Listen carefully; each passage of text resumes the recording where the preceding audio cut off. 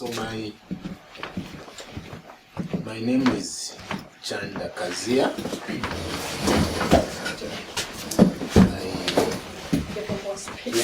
Yes, I come from Zambia. I'm sorry. Zambia. Zambia is in Central Africa.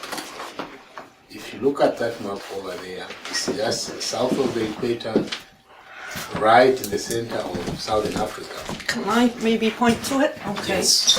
Okay. Okay. Yes, where that blue. Right, the green. Yes, one yes, right yes. here. Yeah. So that is where I come from. I came to Canada in 2009,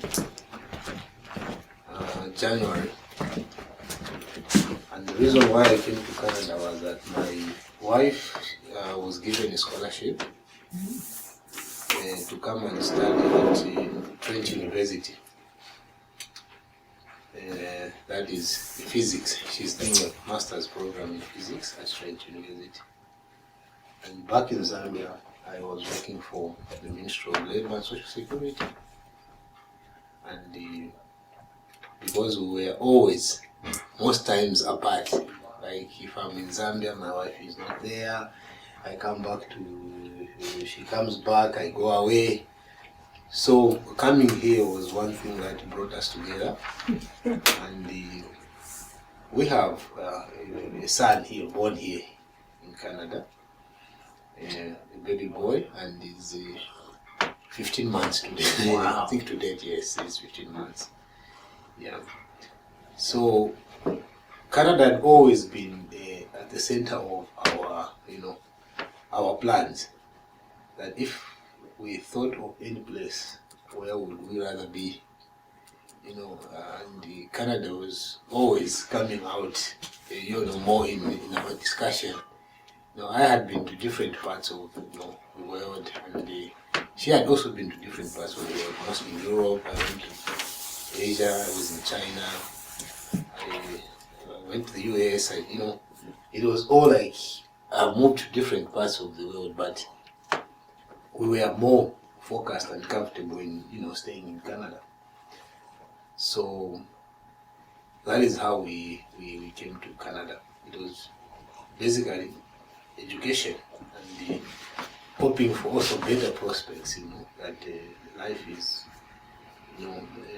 probably more straight and more at ease around here than what you would get usually ideally in Africa. In Africa, it's not it's not very easy to live out there. It's only that there's a saying that it goes like no place like home. But in terms of day-to-day living, it's not easy. There are big challenges that you have to overcome if you're in Africa. And at times you find that there are issues of tradition that at times will not be very supportive in what you want to do. And there's broad instances that like places like here, they are slightly above that, in terms of how they perceive gender, in terms of women and men, there's more of a balanced society around here. And it's quite easy because, in my country, my wife is the only female that has been in the physics department, the only graduate in the whole country. Oh. So it wasn't very easy in terms of letting go, and helping her, get through the education system, because mostly you find that after undergraduate, then you get married, and then it depends. If I want her to come here and study, it was all dependent on me to say, no, you can't go and all that. So there's that. And then I have also to have pressure from my family who, looking forward, hey, you just got married and your wife is leaving and all that. Mm-hmm. So it's all centered around the whole social system and also the economic part of it, But coming here has not had it has its own challenges, and the first challenge definitely that what you meet is the cultural shocks. it's a different culture, different lifestyle, different perceptions, different beliefs, and then you come in a community where probably, it's quite closed in terms of not so many people are coming from outside, Peterborough. Most of the people that have been just within, Peterborough. So now issues of survival come in, and you look at the skills that you have and how do I integrate myself in the community and then probably make the most out of it. Yeah, so when I came in here, I had my education, and our education system is all in English. We learn English all the way from grade 1 up to university, and then it's a formal kind of communication because our country has 73 different languages. 73. So you can't, even in a space of 50 kilometers, it's a different language. So you have to learn, out of that. Out of the 73, I speak about 15 of them. 15, yes. I can speak 15 in different setups. And now, of the 73... Officially, you're a scholar. Oh yes. So of the 73, they are clustered around 12. Now the 12, they go by numbers in terms of, the population, how many people speak this language, and the geographical coverage of the same country. So they tend to cluster tribes around regions. So we have now 12 that become the second languages that you learn in school, but it's not emphasized much because other tribes take it as an issue if it's very emphasized and becomes, assessed and all that. So it's just for purposes of making that the region that you're coming from, one, you can be able to communicate probably more broadly. But out of that, I speak about 5 again. If I zero in from 15, I go to 5 now of the big regions of Zambia. So I had my academic papers evaluated here in Canada to see the equivalence of Canadian equivalence. Lucky enough, because we learn the British system of education, that is what is in Zambia. So they evaluated my documents, they sent back that, okay, definitely my grade 12 certificate was in line with Canada, the diploma was in line with Canada, and the undergraduate degree that I got was also in line with the same level as it is in Canada. But then you get to the other aspect of now looking for employment, because now if you've had your papers evaluated now, can I get into the formal employment? But again, you hit the snag because now the issue of the Canadian experience shows up now. You don't have the Canadian experience, but you probably have so much experience in other, areas and in other parts of, the world.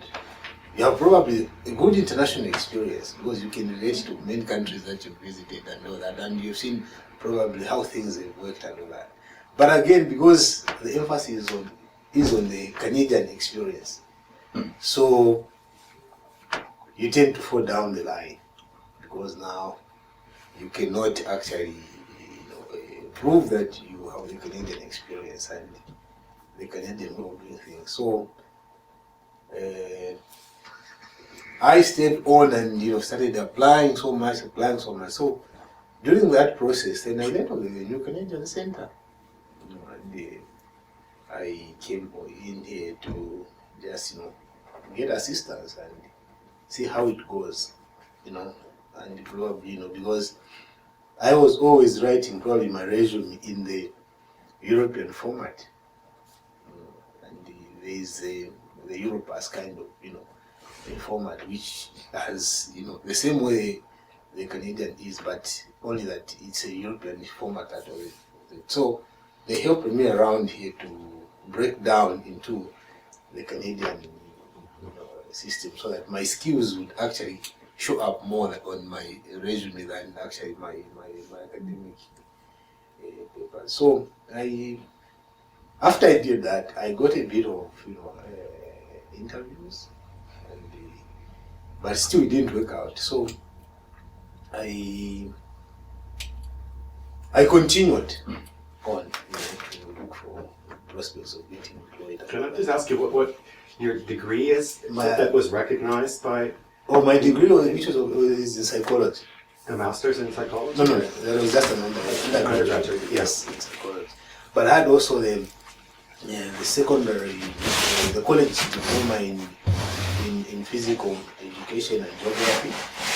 And then I had the primary teacher's certificate, which allows me, it's elementary school, and then the high school diploma, of course, yeah. So the three were recognized: the undergraduate, the college diploma, and the high school. Mm-hmm. They didn't recognize the primary, the elementary school one day, because I think the examining bodies are different. Well, that is under the Examination Council of Zambia. So they actually look at how they place the whole, institutions that do the assessment. So because the university was the one that was prominent on the first two, so they actually assessed it under the equivalence of Canada, yes. So I got now more to sit more on the computer and do more of the applications. So I got an interview with Christian Horizons. Christian Horizons is an organization that deals with people, with exceptional needs, and partly in my second year of the university, I did so much of special education before I actually switched into psychology major. I was so much in special education, but I didn't practice what I was learning so much because where to practice is very difficult in Zambia. You probably have two places where you can actually have a chance to practice and do support and care and everything that is in line with exceptional needs. So I got hired because they could recognize that okay, I had a bit of skills in terms of school. So I wasn't hired like a full-time or a part-time job. It was a relief job, like they just as needed, and then you get there.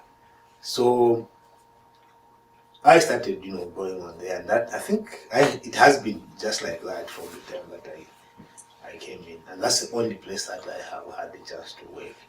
But the other reason why I couldn't do more of the application was that after we came here, our residency status was we applied that we want to stay and all that. So it hasn't been we have just made the application, so we're still waiting. For your landed immigrant, or we applied for first of all we applied for the extension which was granted, but now we have applied for a landed immigrant so that